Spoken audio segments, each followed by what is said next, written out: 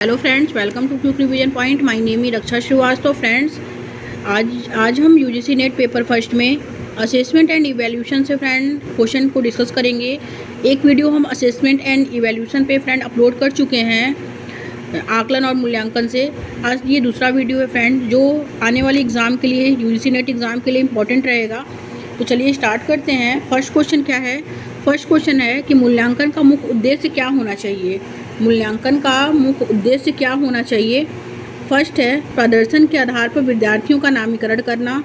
Second है माता पिता को उनके बच्चे की शिकायत करना कि वह क्या करने में असक्षम है। थर्ड है विद्यार्थियों में तुलना करना और पदानुक्रमकता स्थापित करना। एंड फोर्थ है विद्यार्थियों द्वारा अधिगम प्रक्रिया में महसूस की जाने वाली चुनौतियों और उनके सामर्थ्य को समझना। तो मूल्यांकन का मुख्य उद्देश्य क्या होना चाहिए? मूल्यांकन का मुख्य उद्देश्य होना चाहिए कि विद्यार्थियों द्वारा अधिगम प्रक्रिया में महसूस की जाने वाली चुनौतियों और उनके सामर्थ्य को समझना। तो ये क्या है? ये मूल्यांकन का इसमें उद्देश्य होना चाहिए। ओके, विद्यार्थियों द्वारा अधिगम प्रक्रिया में महसूस की जाने वाली चुनौतियों और उनके सामर्थ्य को समझना। ओके, तो राइट आंसर इसमें जो होगा वो 4 हो जाएगा। नेक्स्ट क्वेश्चन देखेंगे। सीखने के आकलन के बजाय सीखने के लिए आकलन पर ध्यान केंद्रित करना सुनिश्चित करने के लिए इसमें क्या शामिल है? क्या शामिल करना महत्वपूर्ण है? सीखने के आकलन के बजाय सीखने के लिए आकलन पर ध्यान केंद्रित करना सुनिश्चित करने के लिए इसमें क्या शामिल करना महत्वपूर्ण है? फर्स्ट है स्वमूल्यांकन, और सेकंड है सहकर्मी मूल्यांकन, और थर्ड है इसमें गुणात्मक प्रतिक्रिया, एंड फोर्थ है मात्रात्मक मानदंडों के आधार पर छात्रों के बीच तुलना। तो इसमें जो होगा कि सीखने के आकलन के बजाय सीखने के लिए आकलन पर ध्यान केंद्रित करना सुनिश्चित करने के लिए इसमें क्या शामिल करना महत्वपूर्ण है? तो इसमें जो शामिल करना महत्वपूर्ण है वो है स्वमूल्यांकन और सहकर्मी मूल्यांकन। स्वमूल्यांकन, सहकर्मी मूल्यांकन और गुणात्मक प्रतिक्रिया, और ये मात्रात्मक मापदंडों के आधार पर छात्रों के बीच तुलना करना, ये जो है ये सीखने के आकलन में ये शामिल नहीं है। ओके, तो पहला दूसरा तीसरा जो होगा वो राइट आंसर हो जाएगा। तो इसमें राइट आंसर जो होगा वो पहला दूसरा तीसरा सेकंड ऑप्शन इसमें करेक्ट हो जाएगा। ओके, नेक्स्ट क्वेश्चन देखेंगे फ्रेंड्स। नेक्स्ट क्वेश्चन क्या है कि गत्यात्मक मूल्यांकन क्या समझने में मदद करता है? गत्यात्मक मूल्यांकन क्या समझने में मदद करता है? फर्स्ट है बच्चे का बौद्धिक स्तर, सेकंड है समकक्षियों की तुलना में छात्रों का संबंधित पद, थर्ड है बच्चे की विशिष्ट अधिगम आवश्यकता, एंड फोर्थ है कि बच्चा समान नियमित विद्यालय में पढ़ने के लायक है या नहीं।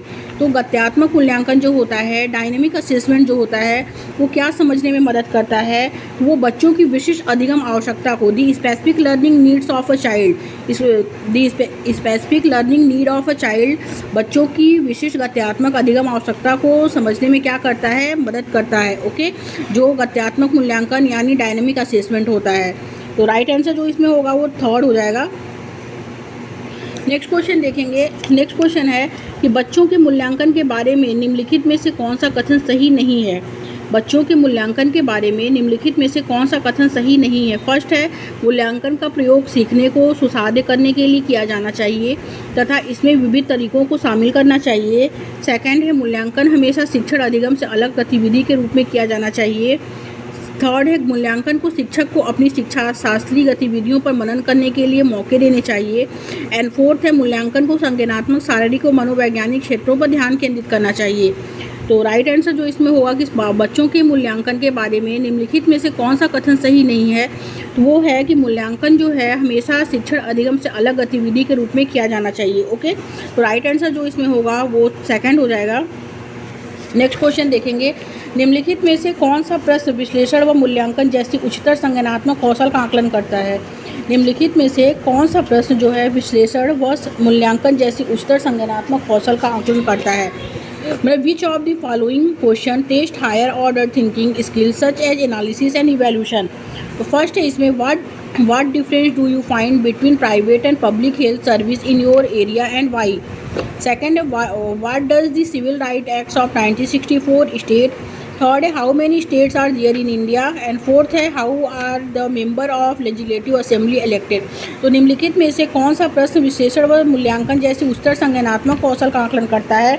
तो फर्स्ट है इसमें अपने क्षेत्र में आप निजी और सार्वजनिक स्वास्थ्य सेवाओं के बीच क्या अंतर पाते हैं और क्यों? सेकंड है नागरिक अधिकार अधिनियम 1964 क्या प्रस्तावित करता है? थर्ड है भारत के में कितने राज्य हैं? एंड फोर्थ है विधानसभा के सदस्य कैसे चुने जाते हैं?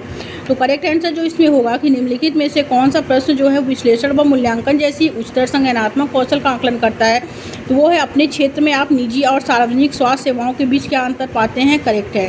ओके, फर्स्ट ऑप्शन इसमें राइट हो जाएगा। नेक्स्ट क्वेश्चन देखेंगे। नेक्स्ट क्वेश्चन है कि मूल्यांकन के बारे में निम्नलिखित में से कौन सा कथन सही नहीं है? फर्स्ट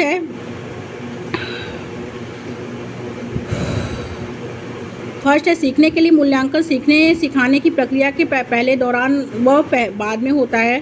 सेकंड है सीखने के लिए मूल्यांकन रचनात्मक मूल्यांकन पर केंद्रित होना चाहिए। थर्ड है मूल्यांकन की प्रक्रिया गतिक होनी चाहिए। एंड फोर्थ है मूल्यांकन में मानकीकृत उपकरणों के उपयोग पर ध्यान केंद्रित करना चाहिए।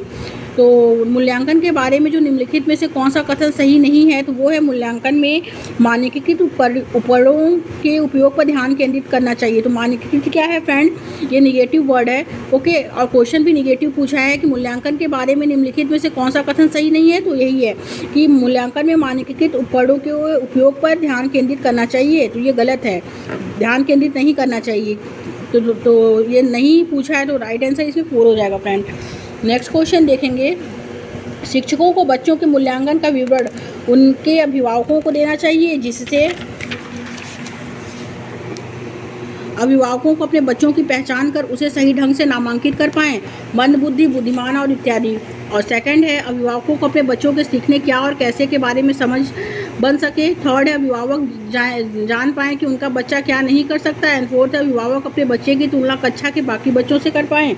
तो राइट आंसर जो इसमें होगा वो सेकंड हो जाएगा कि अभिभावकों की अपने बच्चों के सीखने क्या और कैसे के बारे में समझ बन सके। ओके, क्योंकि अभिभावक जो अध्यापक होते हैं वो को बच्चों का मूल्यांकन जो है विवरण अभिभावकों को बताना चाहिए, ताकि अभिभावक अपने बच्चों की प्रगति से अवगत हो सकें। ओके, तो करेक्ट आंसर इसमें सेकंड हो जाएगा। नेक्स्ट क्वेश्चन देखेंगे। बच्चों का मूल्यांकन करने के लिए शिक्षकों को निम्नलिखित में से किन तरीकों का प्रयोग करना चाहिए?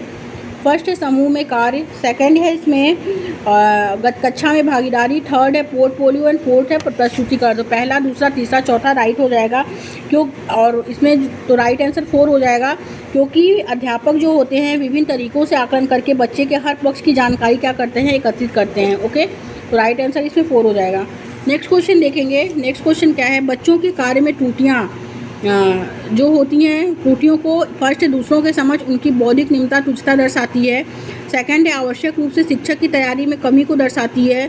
थर्ड है अध्यापक को बच्चों में निराशा को दूर करने के लिए अनदेखा करना चाहिए। एंड फोर्थ है शिक्षक द्वारा पूर्णतया विश्लेषण कर बच्चों से विचार विमर्श करना चाहिए। तो बच्चों में के कार्य में त्रुटियाँ जो होती हैं वो होती हैं कि शिक्षक द्वारा पूर्णतया विश्लेषण कर बच्चों से विचार विमर्श करना चाहिए। क्यों विचार विमर्श करना चाहिए? क्योंकि बच्चों द्वारा की गई त्रुटियाँ जो होती हैं सीखने का सकारात्मक चिन्ह या पॉजिटिव साइन है। ओके, इसका अर्थ बच्चे सीखने का प्रयास कर रहे हैं। अध्यापक को बच्चों की त्रुटियों का विश्लेषण करके बच्चों से विचार विमर्श करना चाहिए ताकि उपचार किया जा सके। ओके, तो राइट आंसर इसमें 4 हो जाएगा। नेक्स्ट क्वेश्चन देखेंगे। सीखने के लिए आकलन में क्या शामिल है? फर्स्ट है सीखने सिखाने से पहले, के दौरान व बाद में मूल्यांकन। सेकंड है स्व मूल्यांकन। थर्ड है औपचारिक व अनौपचारिक पद्धतियों का प्रयोग। एंड फोर्थ विद्यार्थी व शैक्षणिक प्रक्रिया पर प्रतिक्रिया। तो सीखने के लिए आकलन में क्या शामिल है? तो सीखने के लिए आकलन में जो शामिल है वो है सीखने के सिखाने से पहले, के दौरान व बाद में मूल्यांकन, स्व मूल्यांकन, औपचारिक व अनौपचारिक पद्धतियों का प्रयोग। एंड फोर्थ है विद्यार्थी व शैक्षणिक प्रक्रिया पर प्रतिक्रिया। तो राइट आंसर इसमें 4 हो जाएगा। ओके, नेक्स्ट क्वेश्चन देखेंगे। विद्यार्थियों में समालोचनात्मक सोच का मूल्यांकन करने का प्रभावी तरीका क्या है? फर्स्ट है बच्चों को प्रश्न पूछने के लिए प्रोत्साहित करना और उनके जवाबों का विश्लेषण करना। सेकंड है विद्यार्थियों द्वारा पुनरावृत्ति की प्रतिशुद्धता और प्रत्यय स्मरण का आकलन करना। थर्ड है यह देखना कि शिक्षक द्वारा दिए गए प्रत्यक्ष निर्देशों को बच्चे कितने ध्यान से सुनते हैं। एंड फोर्थ है विद्यार्थियों द्वारा पाठ्यपुस्तक में से नकल किए गए परिच्छेद की त्रुटियों का विश्लेषण करना। तो राइट आंसर जो होगा कि विद्यार्थियों में समालोचनात्मक सोच का मूल्यांकन करने का प्रभावी तरीका क्या है? तो बच्चों को प्रश्न पूछने के लिए प्रोत्साहित करना और उनके जवाबों का विश्लेषण करना। करेक्ट आंसर फर्स्ट हो जाएगा। नेक्स्ट क्वेश्चन देखेंगे। निम्न में से कौन से प्रश्न आलोचनात्मक सोच का मूल्यांकन नहीं करेंगे? फर्स्ट है समीकरण 2 मल्टीप्लाई बराबर 12 में मल्टीप्लाई का मान ज्ञात कीजिए। और प्रदूषण में निम्न में से कौन से प्रश्न जो है वो आलोचनात्मक सोच का आकलन नहीं करेंगे? तो इसमें समीकरण जो है 2x बराबर 12 में x का मान ज्ञात कीजिए। सेकंड है प्रदूषण के बढ़ते स्तर का कारण सोचिए और उनके स्वाभाविक समाधान ढूंढिए। थर्ड है धार्मिक सद्भावना को बढ़ाने के लिए क्या कदम सुझाए जा सकते हैं। फोर्थ है वैदिक गणित का उपयोग करके क्या पाइथागोरस प्रमेय का प्रमाण दिया जा सकता है। तो आलोचनात्मक सोच का जो मूल्यांकन है वो है समीकरण 2x बराबर 12 में x का मान ज्ञात कीजिए। ओके, क्योंकि करेक्ट आंसर ये है क्योंकि जिस पर प्रश्न का एक उत्तर होता है वो आलोचनात्मक सोच का मूल्यांकन नहीं करता है। ओके, तो राइट आंसर फर्स्ट हो जाएगा इसमें। नेक्स्ट क्वेश्चन देखेंगे, अपनी कक्षा के लिए मूल्यांकन पद्धति तय करने से पहले एक शिक्षक को किन बातों पर विचार करना चाहिए। आगे देखेंगे, मेरे अलावा इन परिणामों का उपयोग कौन करेगा। सेकंड है विशिष्ट छात्रों के अधिगम वक्र का पता लगाने का सर्वोत्तम तरीका क्या है। थर्ड है कौन सा तरीका अध्यापिका को स्वयं के शिक्षा शास्त्र पर चिंतन में मदद करेगा। एंड फोर्थ है कौन सी विधि छात्रों को उच्चतम कर पाने में मदद करेगी। तो राइट आंसर जो होगा पहला, मेरे अलावा इन परिणामों का उपयोग कौन करेगा। विशिष्ट छात्रों के अधिगम वक्र का पता लगाने का सर्वोत्तम तरीका क्या है। और थर्ड है कि कौन सा तरीका अध्यापक को स्वयं के शिक्षा शास्त्र पर चिंतन में मदद करेगा। तो पहला, दूसरा, तीसरा क्या है, राइट है। तो राइट आंसर जो होगा वो फर्स्ट हो जाएगा। नेक्स्ट क्वेश्चन है, सतत और व्यापक मूल्यांकन में इनमें से क्या शामिल है। फर्स्ट है तो मूल्यांकन के मापदंडों और उपकरणों की योजना बनाना। सेकंड है शिक्षक द्वारा सावधानीपूर्वक रिकॉर्ड। एंड थर्ड है इसमें शिक्षक द्वारा सावधानीपूर्वक रिकॉर्ड और अभिलेख को तैयार करना। थर्ड है बच्चों को समय समय पर परीक्षण करना और उनको श्रेणीबद्ध करना। एंड फोर्थ है शिक्षण को अधिगम प्रक्रिया के साथ एकीकृत करना। तो करेक्ट आंसर जो इसमें होगा वो फर्स्ट हो जाएगा। पहला, दूसरा और चौथा क्या है, करेक्ट है, क्योंकि कंटिन्यूअस एंड कम्प्रीहेंसिव एवोल्यूशन जो है सतत एवं व्यापक मूल्यांकन में श्रेणीबद्ध नहीं किया जाता है। श्रेणीबद्ध में जो होता है वो समेटिव इवोल्यूशन में होता है। ओके, तो राइट आंसर जो होगा इसमें फर्स्ट हो जाएगा फ्रेंड्स। नेक्स्ट क्वेश्चन देखेंगे। नेक्स्ट क्वेश्चन क्या है, बच्चों द्वारा पूरे वर्ष के दौरान किए गए विभिन्न कार्यों का संग्रहण जिसका लक्ष्य उनके प्रदर्शन का रिकॉर्ड रखना है कहलाता है। तो क्या कहलाता है, तो वो पोर्टफोलियो कहलाता है। ओके, करेक्ट आंसर फोर हो जाएगा, क्योंकि पोर्टफोलियो एक ऐसा अभिलेख है जिसमें बच्चे के हर पक्ष का मूल्यांकन के साथ रखा जाता है। यह एक निश्चित समय अवधि के लिए होता है। ओके, पोर्टफोलियो जो है करेक्ट आंसर 4 हो जाएगा।